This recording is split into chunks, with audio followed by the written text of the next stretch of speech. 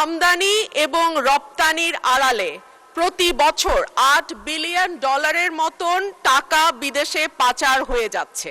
Pin point করে বলা যে ঠিক অমুক প্রোডাক্টের মধ্যে অর্থ পাচার হচ্ছে, এটা বেশ জটিল একটা বিষয় এবং একটা গবেষণাধর্মী কাজ।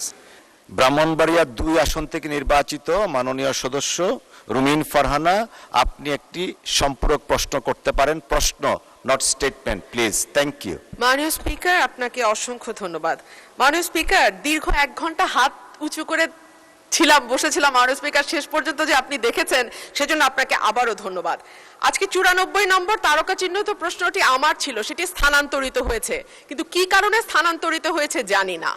মাননীয় মন্ত্রীর কাছে আমার প্রশ্ন, আমদানি এবং রপ্তানির আড়ালে প্রতি বছর $8 বিলিয়ন মতন টাকা বিদেশে পাচার হয়ে যাচ্ছে। মাননীয় মন্ত্রীকে আমাদের বলবেন এই ধরনের পাচার বন্ধ করবার ক্ষেত্রে বাণিজ্য মন্ত্রণালয়ের কিছু করবার আছে কিনা, যদি থাকে সেটি কি, এবং এই ব্যাপারে সরকারের কোনো উদ্যোগ আছে কিনা। ধন্যবাদ মাননীয় স্পিকার। ধন্যবাদ মাননীয় সদস্য। মাননীয় মন্ত্রী। মাননীয় স্পিকার, আগের প্রশ্নের উত্তরে একটা বাক্য রয়ে গেছে, আপনি যদি অনুমতি দেন সেটা বলে ফেলতে পারি। ও প্লিজ। জি, হাউসে যেহেতু উপস্থাপন করা হলো, অসম্পূর্ণ উত্তর দেওয়াটা ঠিক না, সঙ্গত না। চামড়া আমাদের এই বছরে এই পর্যন্ত আমরা যা তথ্য পেয়েছি তাতে 1 কোটি 1 লাখের মতো পশু কুরবানি হয়েছে। তার মধ্যে 60 লাখের মতো সংরক্ষিত চামড়ার রেকর্ড আমাদের কাছে আছে, 60 লাখের মতো। সুতরাং বর্তমান বিবেচনায় যে পরিমাণ চামড়া আমরা সংরক্ষণ করতে পেরেছি এবং যেটি ইভেন্চুয়ালি ট্যানারিতে আসবে, সেটার পরিমাণ সন্তোষজনক। আচ্ছা, আমি আমার মাননীয় সদস্য, পরবর্তী সদস্য যিনি প্রশ্নটা করেছেন, আমদানি এবং রপ্তানির আড়ালে $8 বিলিয়ন পাচার হয়ে যায়। মাননীয় স্পিকার, এটা একটা পারসিভড অ্যামাউন্ট। এখন আমদানি রপ্তানির আড়ালে আমদানির অনেকগুলির মধ্যে টেরিফ আছে, সেই প্রাইস ফিক্স আছে, অনেকগুলির মধ্যে পিএসআই আছে, প্রিশিপমেন্ট ইন্সপেকশনের ক্লজ আছে।